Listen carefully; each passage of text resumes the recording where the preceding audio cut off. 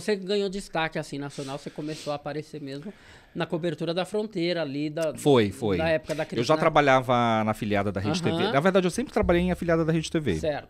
Eu corria de Globo, corria de tudo, né? Por tudo. Eles queriam a exclusividade e não era legal pra mim, porque eu tinha outros trabalhos. Então eu corria dessa exclusividade que a Globo tinha que, né, te obrigava a ser exclusivo e eu não queria essa exclusividade. Então eu não ficava muito na Globo. Eu preferia para essas outras emissoras que eram tidas ali como menores, né? Mas a gente pintava e bordava com ela. E aí, na época da crise na Venezuela, a Rede TV falou assim, olha, você vai ser nosso correspondente, então segura o negócio aí. Então fui para Caracas, fiquei na fronteira, e bomba, isso e aquilo. Então foi aí que São Paulo conheceu meu trabalho. Porque aí começou a fazer muita matéria vindo todos os dias eu emplacava a matéria. E todo mundo tava de olho ali, porque a Rede TV tava com uma pessoa que sabia, né? Porque eu, por ser roraimense e tá ali na fronteira, eu conhecia você não a foi realidade. Destacado, imagina, eu conhecia a realidade. Você já tinha ido outras vezes lá? Sim, desde os 14. A gente brinca que o litoral de quem é de Roraima é o Caribe. O pessoal se mata aqui para ir pro Caribe. Lá a gente vai de carro. Entendeu? Porque é muito próximo. Uhum. Então a gente tinha contato. Eu tinha contato de gente que o pessoal se matava aqui em São Paulo para ter o contato e a gente, numa ligação, a gente conseguia desenrolar uma reportagem. Então, assim, todo dia era um sufoco para mandar, porque a gente tem questão de internet, que não funciona lá, questão de energia, que não é uma energia que é interligada com o resto do Brasil, era energia de Guri, Venezuela mandava a energia para Roraima. Então, assim, eu ficava 10 horas tentando mandar um arquivo. Uhum. Então era bem difícil. Em São Paulo, não sei o que, aquela loucura, né, de fechar jornal. Então, assim, eu mandei, todos os dias emplacava uma matéria minha. Então, fiquei conhecido aqui, né, interno pelos diretores. E aí, toda vez que eu vinha a São Paulo, eu vinha na Rede TV. Aí teve um dia que um diretor olhou pra mim, você não vem morar em São Paulo? Você é bom, você é desenrolado e tal. E aí eu falei assim, vamos ver, né? Vamos ver o que dá. Porque a gente não imagina, porque é bem difícil. Pra vocês que são aqui de São Paulo, é tudo muito, sei lá, natural. Mas assim, todo mundo quer morar em São Paulo, Norte e Nordeste. Todo mundo quer ter uma oportunidade de trabalhar em São Paulo. E quando você recebe um convite, você não imagina, você não acredita, você acha que você não tem dignidade, que você não vai dar conta, enfim. E o mais legal de tudo é porque eu já conhecia São Paulo. Então, assim, eu não era aquilo de ficar emocionado com São Paulo e deslumbrado nem nada. Eu tive ali o pé no chão realmente do que eu queria, aceitei e vim embora pra cá.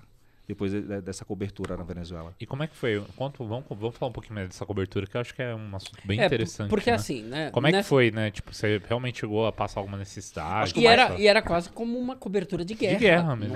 Mas é isso mesmo. E o mais interessante era você... E aí eu falo como cidadão, de quem é de Roraima, e eu morava lá, e como jornalista, tinha essas duas vertentes.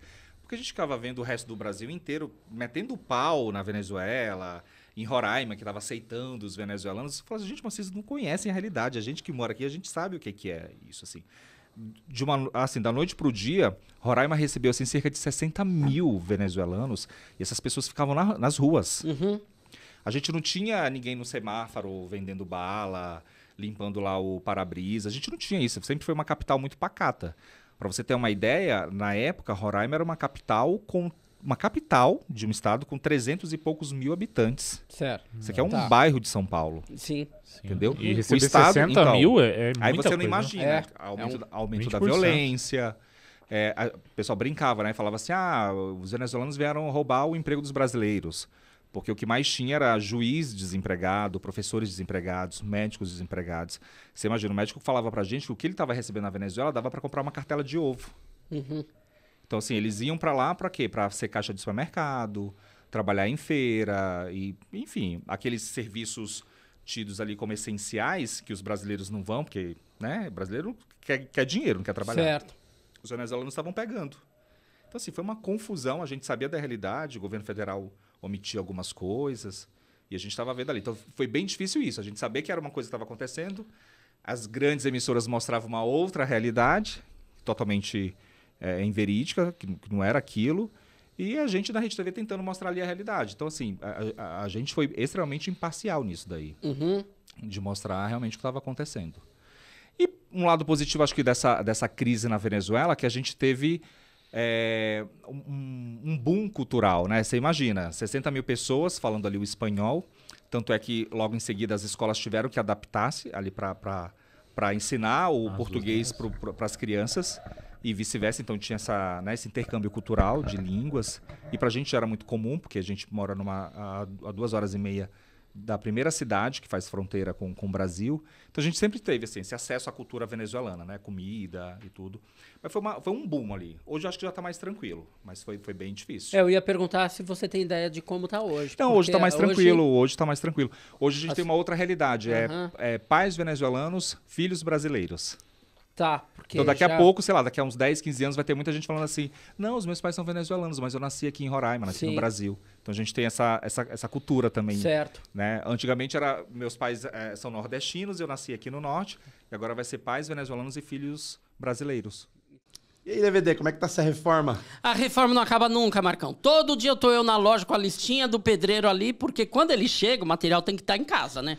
Cara, não vai mais na loja não, DVD. Descobri a homeon.digital, vai mudar a tua vida. Você pode comprar desde o alicerce até a decoração da sua casa, muito mais praticidade, muito mais fácil, e eles entregam na porta da tua casa. www.homeon.digital, muda a tua vida.